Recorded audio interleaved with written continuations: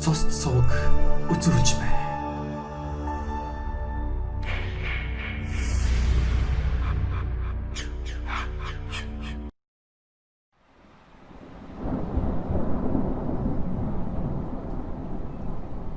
Одоогоос хэдэн жилийн өмнө хаан уул дүүргийн 11-р хорооны иргэн Нямсүрэн Наран жаргал хоёр 3 хүүхдийн хамт сайхан амьдарч байжээ. Тэгтэл гэв гинэт гашуун зовлон нөмөрч 2 баг хүүхэд нь гэртээгээ шатаж нас барсан байна. Ор хоронгүй хоцорсон мөн өр хүүхдээ зуурдаар алдаж гашуун зовлонд учирсан мань хоёрт төр засаг тусламжийн гараа сунгаж 13 дахь хороолол нэг өрөө байр өгсөн байна. Гэвч Наран жаргалын сэтгэл санаа тайвширсангүй.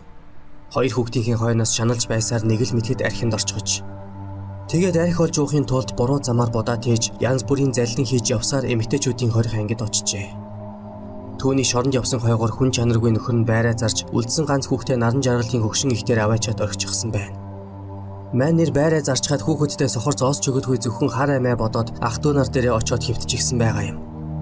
Төдөлгүй тэр өөр ихнэр авч шинэ амьдрал зөхио хайцсан боловч нэг л бүтэлтэй байсангүй. Царайлаг шинэ ихнэр нь түүнээс байнга мөнгө төгрөг нь ихэж зовоодог болжээ. 2 жилийн дараа Наран жаргалыг шоронгоос сурлагдаад гарч ирэхэд үнэхэрийн хүнд амьдрал өгдсөн байна. Хоол горцсон хүүхдийнх нь өлөннүүд, аргаа барсан хөгшин ихийнх нь зөхөрсөн өглөө байдал, амин хувиа бодсон нөхрийнх нь арчаагаа алдсан амьдрал Наран жаргалд хүнд зохил болж тархинд нь цус харуулах шахжээ. Энэ бүхний шүд 100 даван туулах сэтгэлийн тэнхээ түүнд байсангүй. Тэгээд хөгшин их хүүхэд хоёроо орхиод шууд гудамжинд гарч хувийн цэнгэл хөөжээ. Ужид цэнгэлийн мананд толгойгоо мэдүүлсэн тэрбээр тээврийн товчоо арт кино театр зэрэг газруудаар явж өөртөө таарсан архичин солиотой ирчүүдтэй ингэр зөрүүлж өвөрдөх хэдийг нь сэгсэж нэг хэсэг манаргасан байна. Тэрбээр ингэж явсаар 2006 оноос эхлээд эртний танилд амтанд орч хэмээх өвгөнийг толгой хорогдох болжээ. Учир нь насны намгүй шар сэмжилсэн өвгөн түүнийг хань болохыг хүсчилдээ. Ор хоронгүй ооч хаягүй Наран жаргалч түүний гуйлтыг үлээн зөвшөөрч ичгүй болсон хатингар биеийг нь дулаацуулах хайцсан байна. Шалах сайтай мань өвгөний нууц эрэхтэнд ам цог байсан болохоор Наран жаргал хаяа бас ужид цэнгэлд мансуурдаг болж. Гэхдээ ужид цэнгэлд мансуурхаасаа илүү архинд мансуурах нь их болсон тул дамтанд орж өвгөн дургүй хөрсөн үедээ түүнийг гэрээсээ хөөж туудаг болж. Үүнд нь Наран жаргал ихэд өшөрхөх болж ямар сайндаа л хамт архицдаг хаяа ингэр зөрүүлдэг доглон нацаг гихчтэй хандаж энэ муу өвгөний дургүй хүргээд байвал нухаж орхих юм шүү. Хоёулаа тэгээд гэрийг нь ачаалаад явчихгүй юу? Намайг луусангийн шоронд ял хэдэлж байхад ир нөхрөө алсан хүүхнүүд зөндөө байсан. Юу н болж бүтэхгүй муусан ирчүүдийг алж байх хэрэгтэй. Тэр дундаа жар гарсан энэ муу дамиа өвгөнийг алчихсан байхад юу яадаг юм гэж ярьдаг болж. Хариуд нь доглон нацаг. Хүний ам гэдэг нарийн шүү. Хамгийн гол нь цэвэрхэн алах хэрэгтэй. Баримт үлдээж л болохгүй юм шүү. Яагаад тэгээд өвгөнийг алсны дараа чи бид хоёрын гарт 5 хантай гэр нь ороод ирэх юм бэ зтэй. Энэ гэрийг тэр даруйд нь зарж устгахгүй бол чи бид хоёрыг хөөдөж мэднэ шүү. Гих зэрэгээр Наран жаргалын хүн алах санаа сэдлийг битүүхэн дэмждэг байж. Ингээд нэг орой Наран жаргал нацаг хоёр нилээд халамцсан өвгөнийг явж оржээ. Уг нь дамтанд орж өвгөн аяг цайгаа хувааж ханиа олоод авчихлаа гэж Наран жаргалд ихэд таатай ханддаг байж л дээ. Гэвч цаадах нь хүйтэн царайтай нэг эртээ хоноо түнжүүд архитаад нүдэн дээр нь сүүлрээд байсан өвгөний дургүй хурч. За нараа минь, чи бид хоёрын зам өнөөдрөөс эхлээд салж байх шиг байна. Чи наад хүнтэйгээ нэгэн тал амьдрахаа шийдсэн бол манайхаас яг одоо явсан дээр байхаа. Гэхэд Наран жаргал дүрсгийт л уурлаад чи юм одоо юу яриад байгаа хөгшөнд өгцөг вэ? Одоо би энэ доглон хулгайчтай суух хэрэггүй. Энд чинь миний архины найз болохоос биш амьдралын хань биш. Харин чи бол миний амьдралын хань. Олон юм ярилгүй ороод сад хэвт би өөрийг чинь дулаацуулъя хэмээжээ. Өвгөн түүний үгнээс гардаггүй тул хэлсэн ёс орн ороо зассан байна. Энэ үед доглон нацаг. Өвгөн гой та битгий олон юм ярьж хүний дургүй хүргээд байгаарэ. Наад Наран жаргал чинь танд үнэн сэтгэлээсээ хайртай шүү. Сая наастай архитаж байхдаа таныг яриад л уйлаад байсан. Энэ хүн таныг ингэж хайрлаж байдаг. Тэгтэл та нэг юм уу хар овоохоноосоо хөөж тууч байдаг. Алив мөнгө байвал гаргаад ир. Нараа бид хоёр ганц шил юм хувааж уумаар байна. Та ч гэсэн ганц татхад ер нь яадаг юм. Алив мөнгө өгөөх гэж шавдуулжээ. Доглон нацгийн хүйтэн царайнаас өвгөн үнэхээр айж цэрвдэг тул гуйсан ёс орн 5,000 төгрөг гаргаж өгчээ. Тэгтэл нацаг энэ үгээр чинь юу авах болж байна? Даруулганы өгөрцгийг яан бас авдаг юм байгаа бидтэй. Дахиад 10,000 төгрөг өгөх байхгүй гэж л битгий хэлээрээ дээ. Наад муу орон гэрийг чинь төвөөгээд хайчихна шүү гэж агсарчээ. Өвгөн түүнээс айсандаа болоод гадна салганан чичирсэн байна. Наран жаргал түүний жижигч байгаа гарыг хараад нацаг руу нүд ирмэж эрхий хуруугаа гоцойлгоод инээдээ барьж яджээ. Төдөлгүй өвгөн дэрэн доогоороо гараа шургуулад хитвчээ гаргаж ирээд нацаг руу 10,000 төгрөг сар байсан байна. Нацаг 10,000 төгрөгийг шүүрч авснаа. Алив та ерөөсөө наад хитвчээ нааш нөгөөх тэтгэврийн хөгшин аль хэр мөнгөтэй байдгийг үзье байц. Гэхэд өвгөн түүнөр дутаа дургүй хитвчээ чулууджээ. Нацаг хитвчийг нь уудаж 20,000 төгрөг гаргаж ирснэ. Нараа энийг хараач чи бид хоёр дахиад 2 хоног садарлан цингэх мөнгөтэй болчихлоо гэж хашгирчээ. Гэвч өвгөн бас мөчөөгөө өгсөнгүй. Би тэгээд мөнгөгүй яах болж байна? Та хоёр миний мөнгөөр архитаад би өлбөрч өгөх болж байна уу? Ядаж надад 10,000-ыг нөгөөх гэхэд доглон нацаг. Аятайхан байгаарай новшоо. Их дургүй хэрэгэд байвал амь настай чинь ярина шүү. Ер нь бүх юм тодорхой болчиход байгаагтаа ойлгохгүй байна гэж юу? Хийвэл бүү айвал бүү хий гэдэг юм шүү. Гэх мэтийн битүү утгатай үг хэлж өвгөний зүрхийг хаглах шахсан байна. Төдөлгүй тэр дэлгүүрээс 2 шил арх авчираад наран жаргалтай цуг архитаж гарчээ. Тэгтээ стаканд дүүрэн арх хийгээд өвгөнд барихад цаадах нь би уухгүй ууж чадах ч үгүй гэж толгойс эсэрчээ.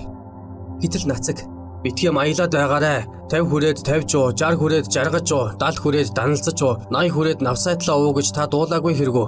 60 гараад явж байгаа та 60 жуун шүү. Нараа хүүхнээ өөртөө аваад, манига хажуудаа суулгаад, шилтэй зинхрийг амандаа углаад, шинхэн амаргаа ноолж ноцоод жаргасан шиг жаргаачтэй. Олигтойхон жаргаж чадахгүй бол оцоотлоо өшиглүүлнэ гэж мэдээрэй. Аятайхан цингэж чадахгүй бол алцайтлаа тийрүүлнэ гэж мэдээрэй. Хүн шиг жаргаж чадахгүй бол хүзүүгч нь мулт алгадан шүү. Эр хүн шиг жаргаж чадахгүй бол эрүүгч нь хуг цохин шүү. Гэх зэрэгээр толгой холбож ирээд л сүрдүүлсэн байна. Тимээс өвгөн түнд тал засах маягтай инээд алдснаа. Чи чинь харин овоо шүлэг биччихтэй нөхөр байх чинь чиний авиасыг хүндлээд би яах вэ ой? Ингээд стакан дүүрэн аягийг нэг амьсгаагаар гулгуулж орхижээ. Доглон нацаг энэ үед маа сайтлаа инээгээд та уудаг юм байна шүү дээ.